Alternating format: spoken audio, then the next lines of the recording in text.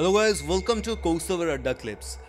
বড় পডকাস্ট শর্টে দেখতে হলে ডেফিনেটলি কৌস্তবের আড্ডা ক্লিপসটাকে সাবস্ক্রাইব করুন এবং আপনার বন্ধু বান্ধব সকল পরিবারের সদস্যের সাথে শেয়ার করে দিন। কোথা থেকে দেখছেন আজকের এই ক্লিপসটা সেটাও কমেন্ট করে জানান। তাহলে চলুন শুরু করা যাক। মৃত্যুর পর কি কেউ আপনজন হয়? না। মৃত্যুর পর কেউ আপনজন হয় কেউ না। হয়, কারণ তোমার জোন তার জোন আলাদা, তোমার নিড তার নিড আলাদা। এই জন্য আমরা দেখবে যে কেউ মারা গেলে আগে আমরা বলি না যে তার ফটো রাখো, ফটো বাঁধিয়ে নিয়ে চলে আসি পট করে। একদম ফটোতে প্রথম কথা কাঁচ ইউজ করাই উচিত নয় কোনো মৃত ব্যক্তির ফটো। এখন যেমন ল্যামিনেশন বেরিয়ে গেছে, সেই ফটোগুলো অনেক বেটার। কাঁচ কেন ইউজ করা উচিত? কাঁচ হচ্ছে একটা মাধ্যম, পরলৌকিক আর এই জগতের মধ্যে কানেকশনের একটা মাধ্যম, যে কারণেই আমরা কাঁচকে শোয়ার ঘরে রাখতে মানা করি, বা ডেকোরেশনের জন্য আজকাল অনেক শোপিস ইউজ হয় যেগুলো কাচের। অতিরিক্ত শৌখিনতা করতে গিয়ে এত কাঁচ এনে ফেলি, রাহুর এফেক্ট বাড়াতে শুরু করে, ফলে আমরা ভুল ডিসিশন নিই, লাইফটা জাস্ট ফেল হয়ে যায়।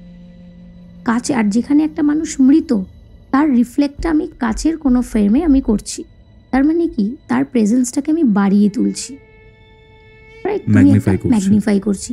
একটা 500 টাকার, যেমন আমরা একটা ম্যানিফেস্টেশন টেকনিক তোমাকে বলছি, ধরো একটা কোনো বক্সে যদি তুমি একটা নোট রাখো, আর যদি বক্সটা বন্ধ করে দাও, বক্সটার ওপরের ঢাকনার ভেতরে যদি একটা কাঁচ লাগানো থাকে, তাহলে ওটা তুমি জাস্ট বন্ধ করে রেখে দাও, ভুলে যাও।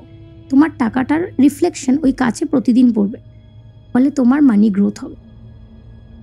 এটা হয় কারণ আমি মানিটাকে বাড়াচ্ছি। এটা আমরা লকারেও করে থাকি, লকারের টেকনিক হয়। লকারে তুমি 500 টাকার বান্ডিল রাখলে বা 100 টাকার বান্ডিল রাখলে, তার বিপরীতে আমরা একটা কাজ রাখি, তো টাকাটা প্রতিদিন ম্যাগনিফাই হচ্ছে। এবার কেউ দেখবে সব থেকে ডেঞ্জার করে, বাথরুমের দরজার উল্টো দিকে আয়না।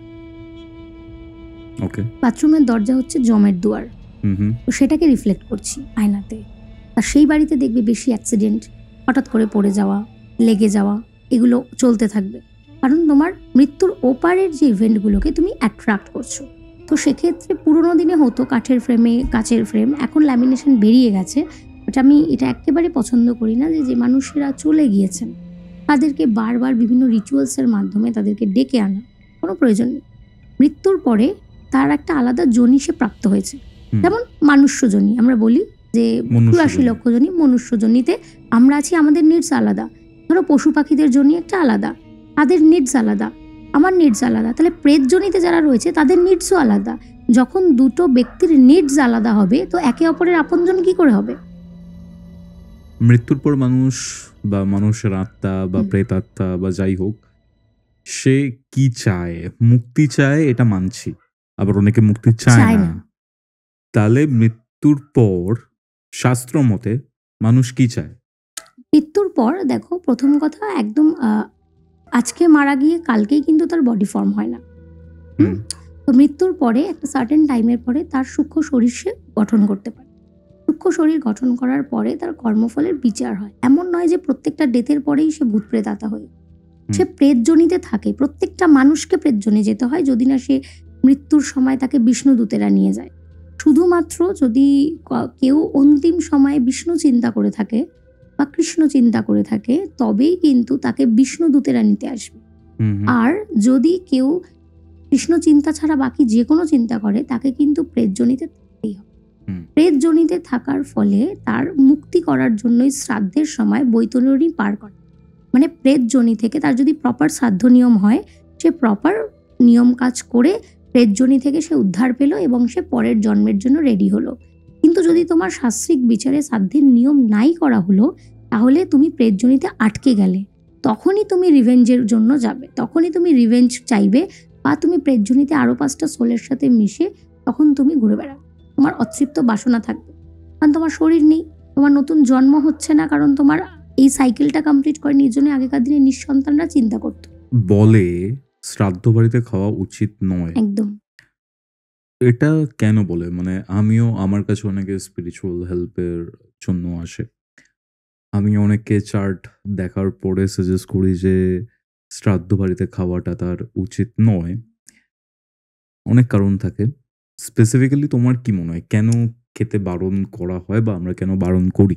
দেখো, শ্রাদ্ধ বাড়িতে খাওয়াটা একেবারেই উচিত নয়, তার কারণ হচ্ছে, যে কারণে আমরা বলে থাকি যে তুমি দেখবে একটা জিনিস, যদি কোনো বৈষ্ণবের সাথে তোমার পরিচিতি, বা তুমি দেখবে তারা সবার বাড়িতে খেতে চায়, একদমই। রাইট?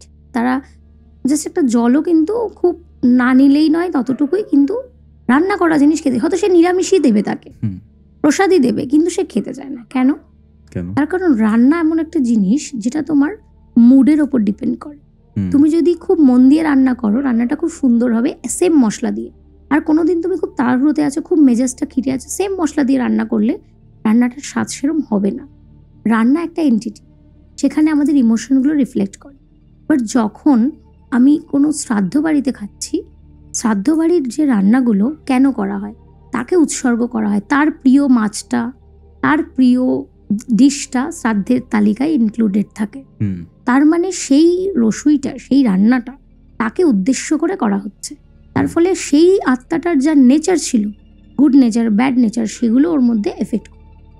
তার ফলে তুমি একটা যাচ্ছ কারোর বাড়িতে খেতে, কিন্তু তার বাড়ি থেকে কি খেয়ে আসছো, সেই মানুষটা যে এখন নেই, তার পছন্দের একটা খাবার, তার লালসার একটা খাবার তুমি খেয়ে আসছো। ফলে তার গুণাবলী তোমার মধ্যে রিফ্লেক্ট করা শুরু করবে। এত খুব শান্ত লোক, শ্রাদ্ধ বাড়ি থেকে খেয়ে এসেই তার শরীর অস্বস্তি লাগবে, ঝগড়া শুরু করে দেবে বিনা কারণে। হয়তো সেটা ওর গুণ নয়, কিন্তু সাময়িক একটা ওর মধ্যে চেঞ্জেস হয়। কারো কারো ক্ষেত্রে শরীর ডিটোরিয়েট করে, কারো কারোর থেকে মেজাজ ডিটোরিয়েট করে। তাই জন্যই আমরা বলি যে শ্রাদ্ধ বাড়িতে পরিচিত হলে দেখা করে আসুন, যা দেওয়ার দিয়ে আসুন, পাশে থেকে আসুন, মেন্টালি সাপোর্ট দিয়ে আসুন, বাট কোনো রান্না করা জিনিস না খাওয়াটাই বেটার। কারণ তার পছন্দের জিনিসগুলোই কিন্তু শ্রাদ্ধের দিনকে করা হয়। শ্রাদ্ধের দিন কিন্তু যেই ধরো আত্মীয় হয়, সে যেটা যেটা ভালো খেত, যত পয়সাই লাগুক, সেই আইটেমগুলোর রেস আজকাল চলে, যেন এটার সেলিব্রেশন ওয়ান কাইন্ড অফ। তো এটা কিন্তু সেটা নয়। তার থেকে যদি কেউ নিয়মটাই ভালো করে পালন করে, সেটা মনে হয়। অনেক ক্ষেত্রে শ্রাদ্ধ বাড়িতে খাওয়ানোর যে রিচুয়ালটা, সেটা যে মারা গেছে সে হয়তো কোনো দোষ পেল, দ্বিপাদ দোষ বা ত্রিপাদ দোষ, এই দোষ বলো বা তার কোনো পাপ যেটা হয়তো সে জীবৎকালে করেছে, সেই জায়গাগুলো কাউকে খাওয়ানোর মাধ্যমে, খাদ্যদানের মাধ্যমে, সেই রিচুয়ালের মাধ্যমে এই পাপগুলোকে কাটানো হয়। এবার সেই পাপের ভাগী অনেক ক্ষেত্রেই যারা খাচ্ছেন, হয়তো সবাই না, যাদের চার্টে হয়তো এই অ্যাসপেক্টটা রয়েছে, তাদের কিন্তু এই খাবারটা খুব একটা স্যুট করে না।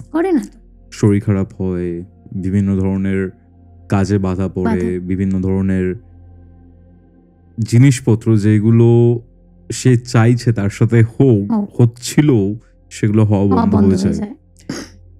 ডেফিনেটলি এই জন্য শ্রাদ্ধ বাড়িতে না খাওয়াটা, বা যাদের স্যুট করে না তাদের না খাওয়াটাই অর্ডার উপর ডিপেন্ড করে। ধরো 10টা লোক খেলো, 10 জনেরই এই সিমটম হবে না।